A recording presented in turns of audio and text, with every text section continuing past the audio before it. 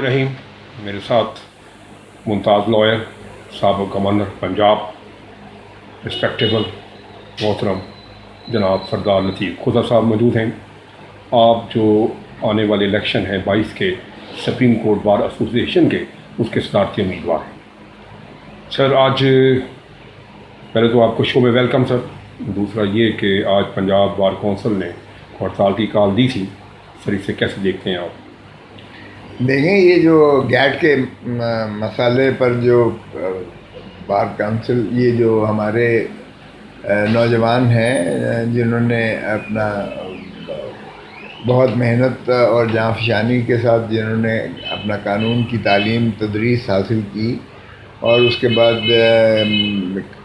कई सालों से वो पेशे वकालत से भी मुंसलिक हैं, अब उनको इस बात से मुंसलिक कर दिया गया है उनकी वकालत करने को कि वो गैट के जो है इम्तिहानात दें। वो सुप्रीम कोर्ट का एक फ़ैसला था जिसकी में कोई ऐसी लिमिट नहीं थी, और अब इन्होंने सुप्रीम कोर्ट ने ये भी कहा था कि इन्हें पहले एक दिया जाएगा कोर्स, इनको दिया जाएगा, एक कुतब इनको दी जाएगी, किताबचा दिया जाएगा जिसमें से ही पेपर जो है वो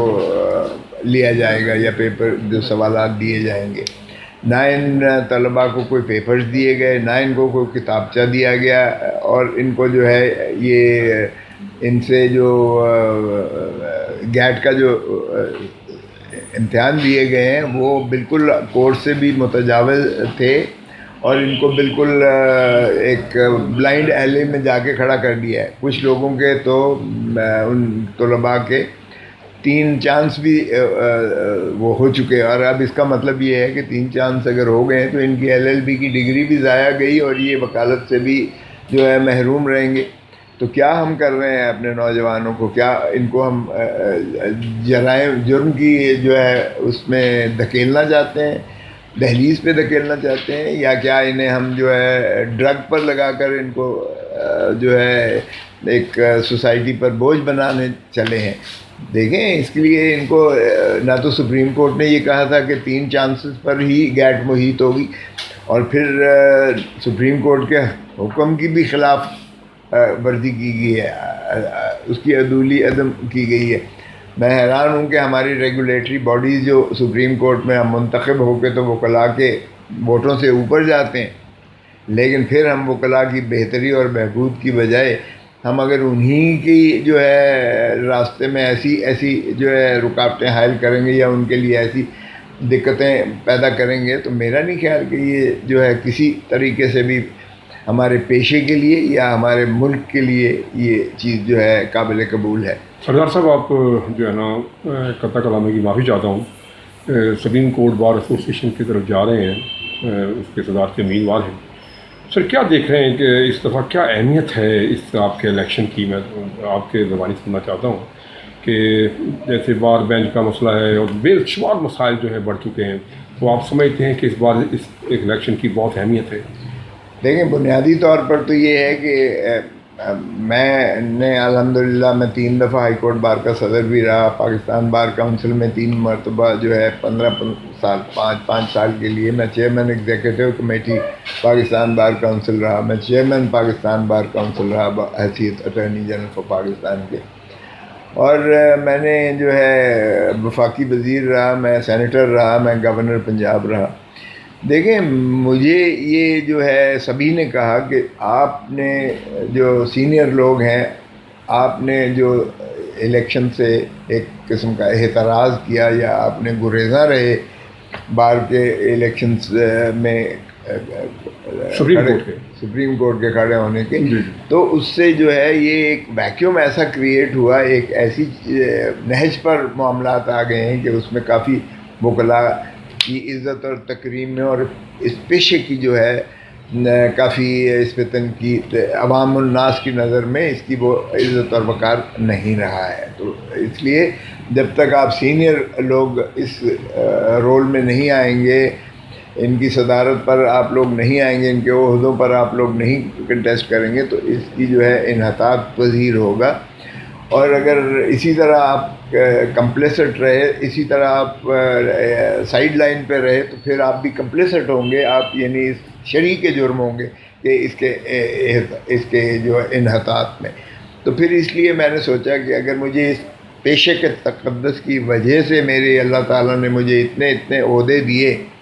کہ میں ان کی یعنی ریاستی عہدوں کی عظمتوں پر پہنچا، تو میں سمجھا کہ یہ اب پیشہ اس چیز کا متقاضی ہے اور کہ میں اس کا قرضہ ادا کروں اور میں اپنی آئندہ آنے والی نسل کے لیے اس پیشے کی عزت اور تکریم اسی نہج پر چھوڑ کے جاؤں تاکہ یہ فخر سے اپنے آپ کو وکیل کہیں سوسائٹی میں اور ان کی عزت و احترام ہو. ڈاکٹر صاحب ایشو کیا ہیں آپ کیا دیکھ رہے ہیں، ایشو کیا ہیں جس کی وجہ سے آپ لپک رہے ہیں اس طرف اور وکلا کی عزت کو بحال کرنا چاہتے ہیں؟ ایشو سب سے بڑا ایشو ہمارا جو ہے ہماری ہاؤسنگ کالونی تھی جس میں 1900 وکیلوں نے 1900 وکلا نے 40 لاکھ روپیہ 2015 سے 6 سال ہو گئے ہیں 40 لاکھ انہوں نے دیا ہوا ہے. پھر یہ نوٹیفیکیشنز بھی ہوئے لینڈ ایکوزیشن ایکٹ کے سیکشن 4 کے تحت دفعہ 17 کا نوٹیفیکیشن بھی ہو گیا. ایوارڈز بھی جو ہے کمپنسیشن بھی کلیکٹرز نے وہ متعین کر دی. سپریم کورٹ میں معاملہ گیا اور سپریم کورٹ نے بھی اس کی تصدیق اور توثیق کر دی. اب سپریم کورٹ کی حکم کی عملداری میں اب کیوں کر رکاوٹیں آ رہی ہیں. میں جسٹس مقبول باقر صاحب جن کو اس سپروائزری کمیٹی کا سربراہ بنایا گیا ہے، جن کے ساتھ 2 ممبران پاکستان بار کونسل ہے، میں نے ان سے جا کے عرض کی کیونکہ میں کیمپین کے سلسلے میں مختلف وکلاء سے ملا ہوں، تو میں نے انہیں عرض کیا کہ آپ بہت محترم جو ہے جج ہیں، آپ کی عزت اور وقار آپ کا وکلاء میں بھی ہے، سوسائٹی میں بھی ہے، تو آپ اس پر عمل درآمد کر لیجئے گا. 1900 وکلاء کے علاوہ دیگر جو اور وکلاء ہیں ان کے لیے بھی پھر ہم اور تقاضا کریں گے، راستہ نکالیں گے، کیونکہ یہ ہمارا سفید پوش طبقہ جو ہے اس کے لیے ممکن نہیں ہے کہ یہ آج کل اپنے تئیں یہ اسلام آباد جیسی مہنگی جگہ پر یہ اپنا گھر اور دفتر اپنا ذاتی ملکیت میں بنا سکے. تو جب میں نے انہیں کہا کہ وہاں تو بڑی سراسیمگی کا عالم ہے کیونکہ ہر شخص جو ہے جس 1900 میں سے ہر شخص وہ ایفلوئنٹ نہیں ہے کہ وہ افورڈ کر سکتا. کسی نے قرضہ لے کر 40 لاکھ دیا، کسی نے زیور بیچ کر 40 لاکھ دیا، کسی نے زمین بیچ کر یا اپنا جو ہے کوئی ملکیت بیچ کر جو ہے 40 لاکھ دیا. اور اب اس 6 سالوں میں ان کی آپ حالت کا اندازہ نہیں کر سکتے ہیں. تو پھر یہ کیوں کر ہو رہا ہے؟ اور یہاں پتہ یہ چلا ہے کہ آپ کے اپنے جو ممبر بیٹھے ہوئے ہیں سپروائزری کمیٹی میں ان کا کانفلکٹ آف انٹرسٹ ہے، ان کی اراضی وہاں ہے، وہ اس کو واگزار کرنے کے لیے تیار نہیں ہے. دوسری بات یہاں شنید میں یہ آئی کہ 25% جو رقبہ ہے جو کہ 1000 کنال بنتا ہے، 1000 کنال بنتا ہے، 4000 کنال ٹوٹل جو ہے وہ اپنا اس کا نوٹیفیکیشن ہوا جو وکلاء کے لیے مختص کی گئی ہاؤسنگ کالونی کے لیے. اب اگر 1000 کنال آپ واگزار کرتے ہیں کہ 2/3 باقی جو ہے وہ رقبہ اس کی قبضہ لیا جا سکے، تو یہ 1000 کنال 2 کروڑ روپے کے حساب سے فی کنال یہ 200 ارب روپیہ بنتا ہے. تو یہ 200 ارب روپیہ وکلاء کا کیسے آپ کسی کو دے سکتے ہیں ان لوگوں کو جن کی جو ہے قبضہ چھڑوانے کے لیے؟ کیا سپریم کورٹ کا جو ہے حکم اتنا کمزور اور لاغر ہے کہ اس کے لیے آپ کو قبضہ مافیا کو بھتہ یا وہ رشوت دینا پڑے گی چھڑوانے کے لیے؟ تو پھر کہنے لگے کہ نہیں، یہ ایسا نہیں ہے جو آپ نے سنا ہے دوستوں سے. یہ ہم سوچ رہے ہیں کہ قیمت جو ہے اس کی کم متعین کی گئی ہے جو مالکوں کو دی گئی ہے، اس لیے انکانشنیبل ہونے کے ناطہ سے ہم نے سوچا کہ ان کو اس کے افزانے میں لاٹ دے دیے جائیں. میں نے کہا جی کہ وکلاء کی کالونی میں آپ غیر وکیل کو جو ہے انجیکٹ کر دیں گے تو پھر وکلاء کالونی اور ہماری وہ جو برادری کا ایک سوچ ہے کہ ہماری جو ہے اپنی کالونی ہوگی جس میں وکلاء اور ان کی فیملیز ہوں گی، تو پھر وہ ہماری جو ہم آہنگی ہے اس میں جو ہے پیمند کاری ہو جائے گی، وہ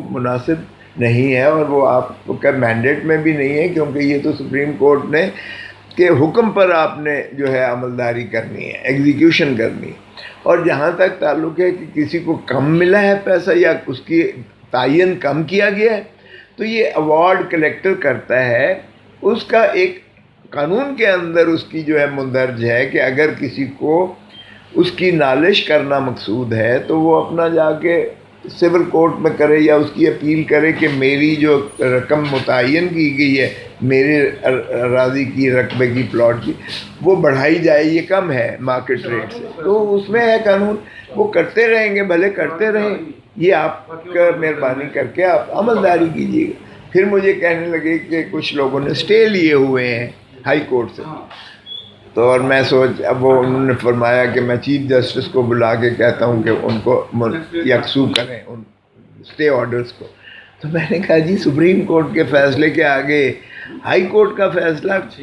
مانے آ ہی نہیں سکتا ہے، آڑے آ ہی نہیں سکتا ہے۔ آرٹیکل 189 اور 190 کانسٹیٹیوشن کا بڑا کلیئر واضح ہے کہ تمام عدالتیں ماتحت ہیں پاکستان کی، اور تمام ادارے جو ہے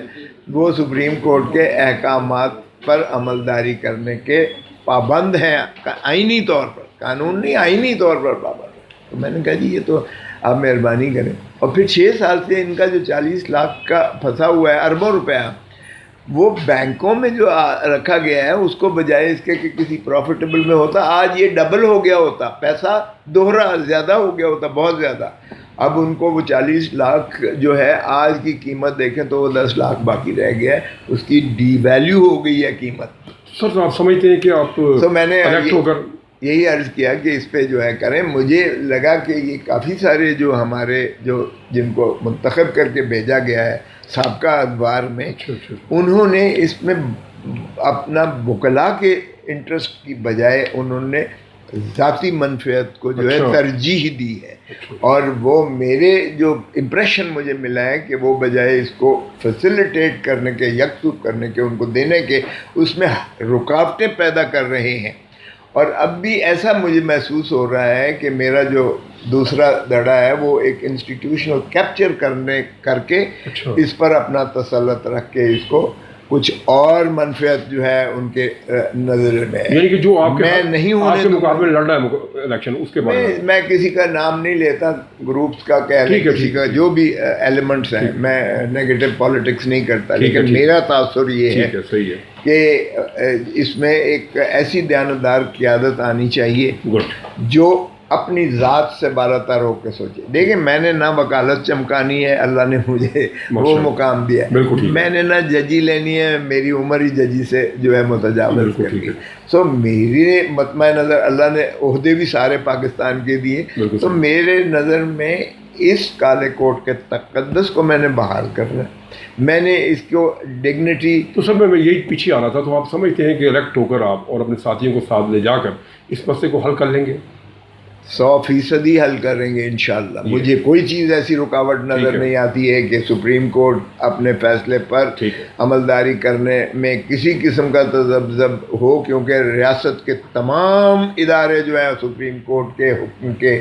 عملداری کے پابند ہیں، اور جو بھی اس کے راستے میں دیکھیں، آپ دیکھیں ذرا، جہاں شادی گھر گرائے اور جہاں مقصود تھا سپریم کورٹ کا، کس طرح سے بلڈوز کر کے جو ہے وہ آبادی باگزار کروائی گئی ہے، اراضی باگزار کی گئی ہے، ریاستی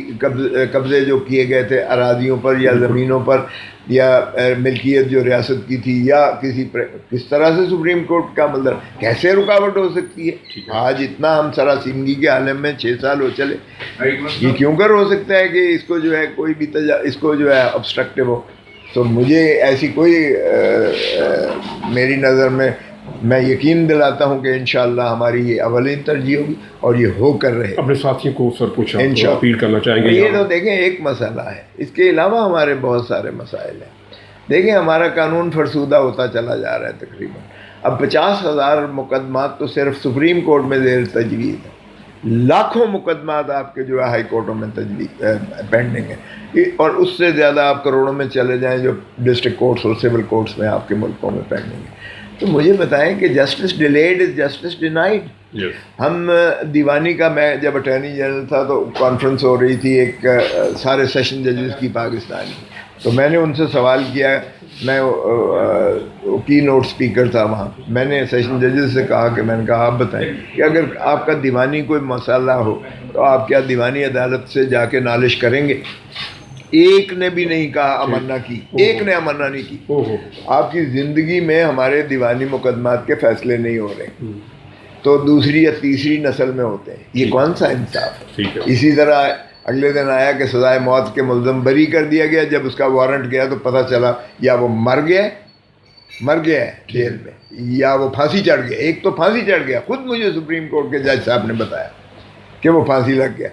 اب مجھے بتائیں 10 15 سال کے بعد اگر آپ فیصلے کریں گے تو وہ کیا انصاف ہے؟ آپ نے اسے بے گناہی کا سرٹیفکیٹ دیا، بری کیا، 15 سال جیل میں رکھ کر اس کی تو زندگی اجڑ گئی، تباہ ہو گئی، اس کی سارا خاندان تباہ ہو گیا، بچے اجڑ گئے۔ کیا یہ بار جو ہے سر آپ سمجھتے ہیں قصوروار ہے جو؟ دیکھیں میں سمجھتا ہوں کہ ہمیں بار اور بینچ کو مل کر یہ فیصلہ کرنا ٹھیک ہے، اور جب آپ کے عہدے دار بے لوث ہوں گے، ٹھیک ہے، آپ کی کیبنٹ بے لوث ہوگی، ٹھیک ہے، تو وہ جا کے چیف جسٹس اور ججز کے پاس جا کے بالکل ان سے آنکھ میں آنکھ ڈال کے کہے گی جی یہ مسائل ہیں، خدا را انہیں حل کیجیے گا۔ اور اسی طرح آپ دیکھیں کہ عدالتوں میں ہم جاتے ہیں، لوگ کراچی سے آتے ہیں، پشاور سے آتے ہیں، لاہور سے آتا ہے، کوئی کہیں سے آتا ہے، اور پتہ چلتا ہے جی کیس لیفٹ اوور ہو گیا، سماعت نہیں ہوئی۔ وہ سائل کو ہم جواب نہیں دے سکتے، کیا ہے لیفٹ اوور؟ بورڈ ڈسچارج ہو گیا۔ اور بھائی کیا ہوتا ہے؟ اسی کیا سمجھ آئی کہ بورڈ ڈسچارج کیا ہوتا ہے؟ اس کا کسی کو پتہ ہے؟ اگر وہ جیل میں ہے تو اس کا سارا خاندان جو ہے وہ تسبیحاں پڑھ کے تو دعائیں مانگ رہا ہوتا ہے اور نفلیں پڑھ رہا ہوتا ہے، اور وہ روزے رکھے ہوتے ہیں، بیویوں نے، ان کی ماؤں نے، ان کی بیویوں نے، ان کی بہنوں نے، سارے بیٹیوں نے، بچوں نے سارے ہوتے ہیں، اور یہاں پتہ چلتا ہے کہ لیفٹ اوور ہو گیا اور وہ سماعت نہیں ہوئی ہے۔ تو دیکھیں ایسا بات ہے، اور پھر اس کا جو خرچہ ہوتا ہے کوئی اندازہ ہے؟ کم از کم ایک آدمی جو کراچی سے آتا ہے ₹1,00,000 اس کا خرچہ ہوتا ہے، سیدھا پشاور سے آئے گا یا جہاں سے بھی آئے گا اسلام،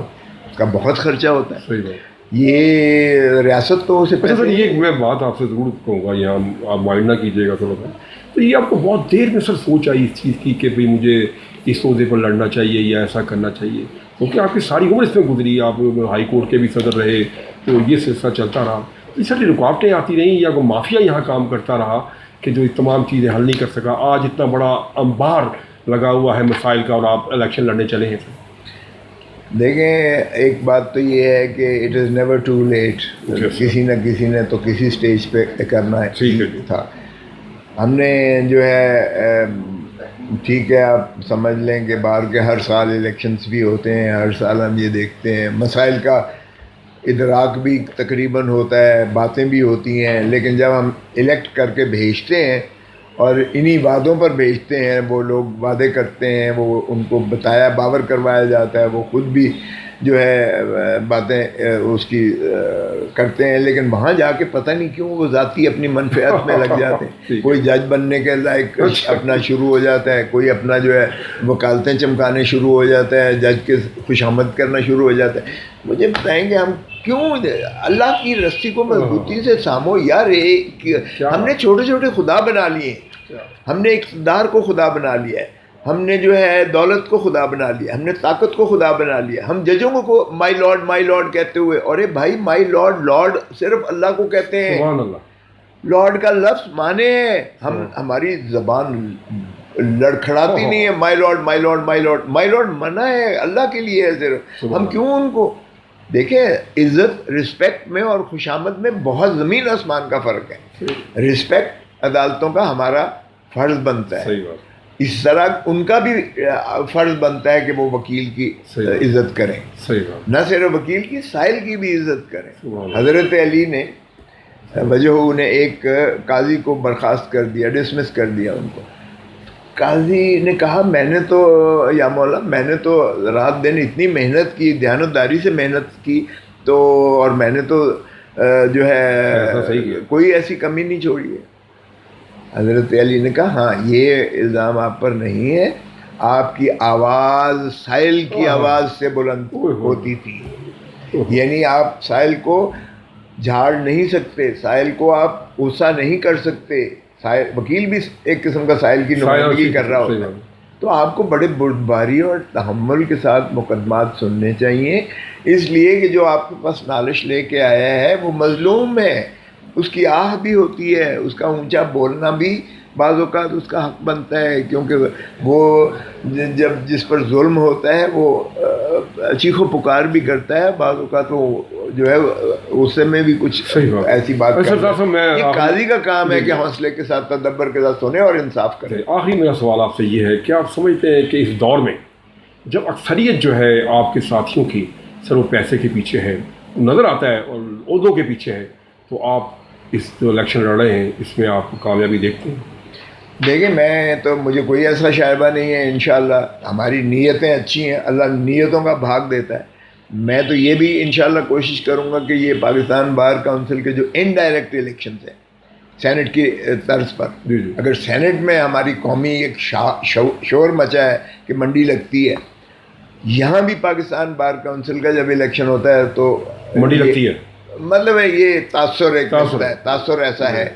اس تاثر کو بھی زائل کرنا ہے ہمیں، اور یہ بھی ڈائریکٹ الیکشن ہونا چاہیے۔ اگر قومی اسمبلی اور صوبائی اسمبلی کا ایک ہی دن الیکشن ہو سکتا ہے، ایک پرچی اسے قومی کی ملتی ہے، ایک صوبائی کی ملتی ہے، تو اسی طرح ایک اس کو پنجاب بار کونسل یا صوبائی بار کا پرچی دی جائے، اور دوسری اسے جو ہے پاکستان بار کونسل کی سپریم کورٹ کے وکلاء کا ایک علیحدہ بوتھ کر کے ان کو دی جائے، تو ایک ہی دن میں دونوں الیکشنز ہو جائیں گے، یہ قباحت ختم ہو جائے گی۔ مجھے یقین ہے کہ باضمیر لوگ ہیں ہمارے، جو ہے بہت کانشینشیس ہے وکیل، سینئر وکیل ہے سپریم کورٹ کا،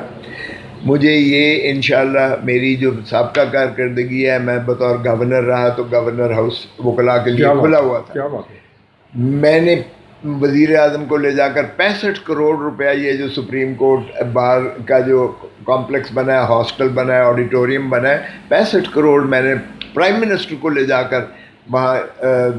آسمہ بی بی کو دلائے تھے جو پریزیڈنٹ تھی۔ اسی طرح پشاور میں نے 5 کروڑ وزیر اعظم کے ساتھ جا کے ایز گورنر پنجاب، میرا دسترس نہیں تھی لیکن وکلاء کی بہبود تھی، وہاں دلائے۔ پھر یہاں دیر سماج روڈ پر سول کورٹ کے ساتھ منسلک جو ہے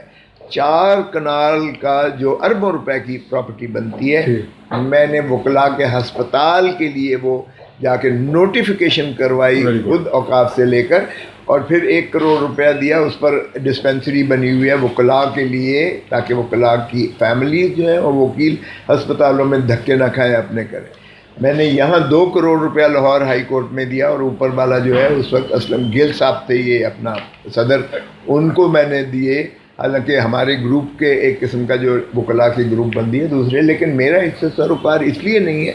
کہ وکلاء کی بہبود ہونا چاہیے، گروپنگ شروپنگ ہماری ہوتی رہے گی، جہاں وکیل کی بہتری اور اس ادارے کی بہتری آئے گی وہاں میں نے کبھی یہ دھڑا بندی نہیں دیکھی۔ اور پھر اسی طرح ہم نے نادرہ کا یہاں آفس کھلوایا تاکہ لوگوں وکلاء کو یہیں پر ان کو شناختی کارڈ اور پاسپورٹ میسر آ سکیں، بجائے اس کے کہ یہ دوسری جگہوں پر دھکے کھاتے رہیں۔ تو میرا سابقہ کردار بڑا واضح ہے کہ میں نے جب بھی وہ 50 لاکھ میں نے فیصل آباد میں جا کے بار کو دیے تھے، فیصل آباد بار کے، تو میرا جب بھی مجھے اختیار ملا ہے میں نے اس پیشے کی خدمت کی ہے۔ اور ایک اور عرض کرتا چلوں، جب میں صدر تھا ملتان ہائی کورٹ بار کا،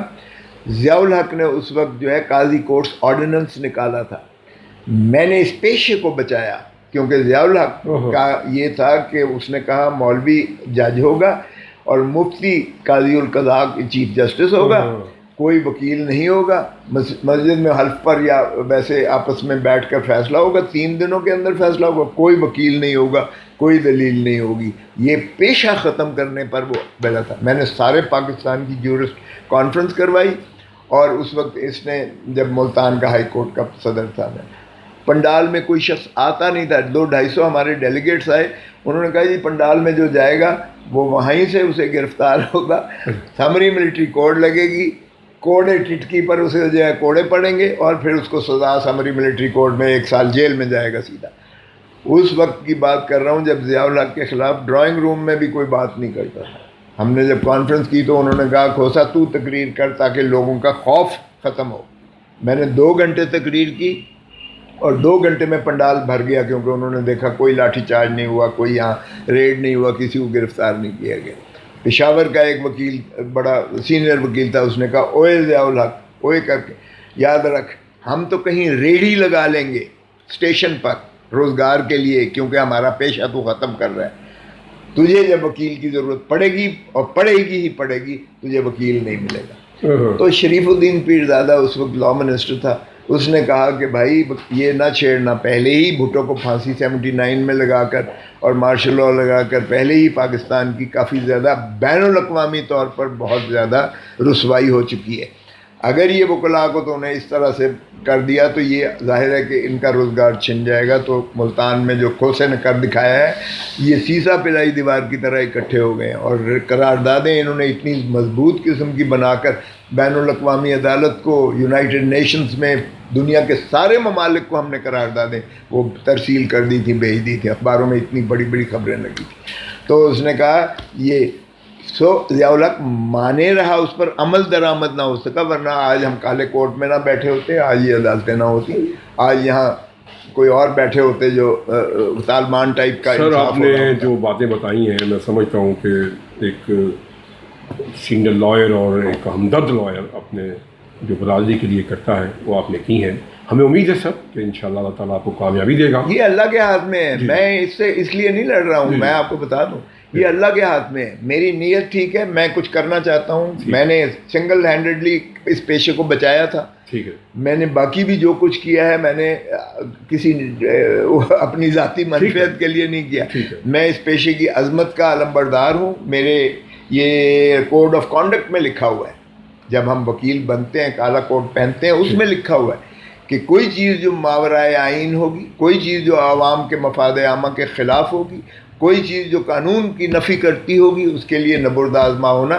اس کالے کوٹ کے فریضے میں ہے، وکیل کے فرض میں ہے. اس کا تقدس ہم نے بحال کرنا ہے.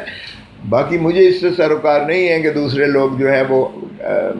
اس پہ کرتے ہیں. سبھی اچھے لوگ ہیں، اس میں یہ بات نہیں ہے، اچھے لوگ بھی ہوتے ہیں، ہر قسم کے لوگ ہوتے ہیں. اور قابل احترام سردار لطیف خدا صاحب، آپ کا شکریہ، آپ نے بہت اچھی باتیں کی. Sultan mobile wholesale dealer, main hall road, Lahore. تمام موبائل کی ورائٹی دستیاب ہے. Address 3 main hall road, Lahore. Chairman Chaudhry Bilawal. Mobile number 032249655565. Phone number 042373111846.